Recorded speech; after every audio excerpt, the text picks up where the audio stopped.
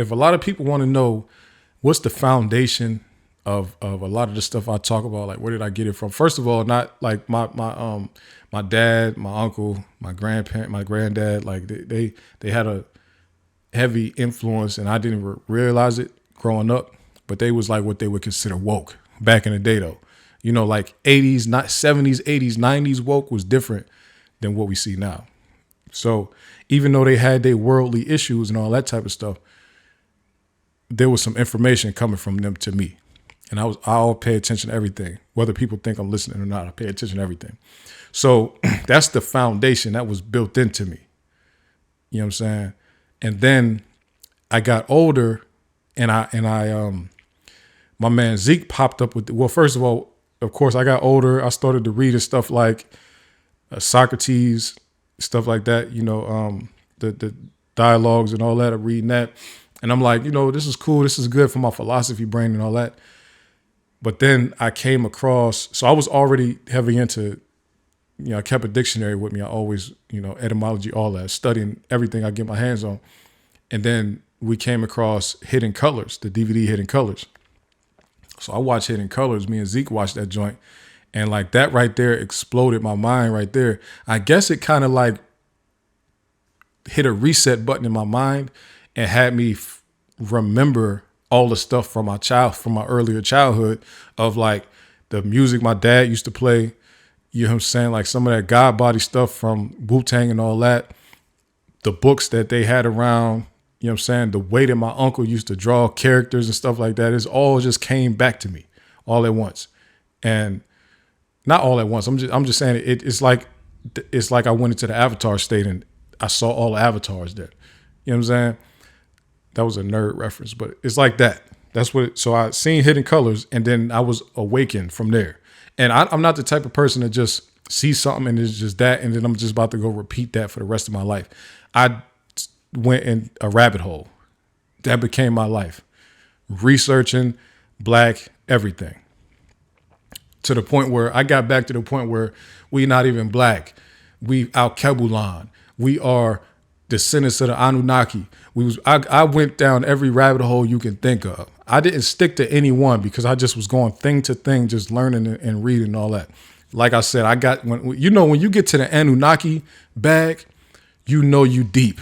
You deep in. If you in the Anunnaki bag and you like, yeah, we came from up here and we made these so that we can mine gold, because when you get in that bag, you are far, far, far in that thing, in that hole. You far in the hole.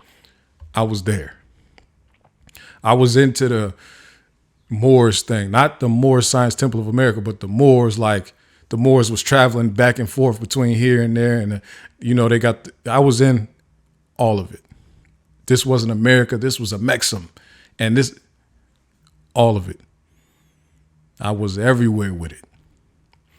One of the most pivotal texts that I got my hands on. I don't know where Zeke found it at, but I read the ones he had, and now I bought my own copies. This is a 3-volume set, right? Sex and Race by J.A. Rogers. I think this is the one right here that turned me up the most. I'm gonna tell you why. Because when you run into when you doing this whole journey thing, right? And for me, I'm one of the people that I'm into challenge. Like I said, I love the lawyer thing because they debate everything, and I just love that, right?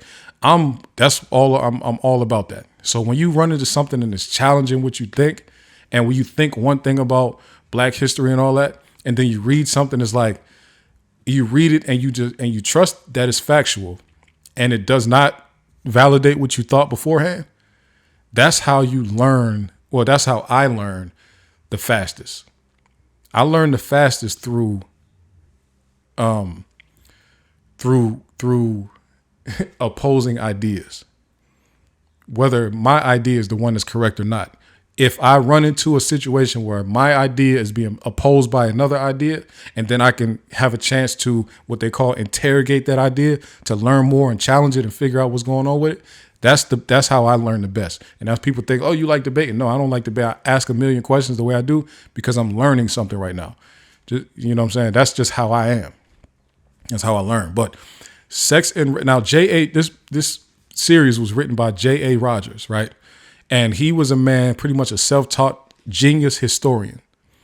And he just went around just doing as much research as he could. And he pretty much put together this thing about pretty much the whole history of how white and black people came to interact with each other. Not white and black as we know it in America, but taking our American understanding and applying it backwards to people who would be considered white or black throughout history. What did they do when they first started coming in contact with each other? That's pretty much what was talking about here.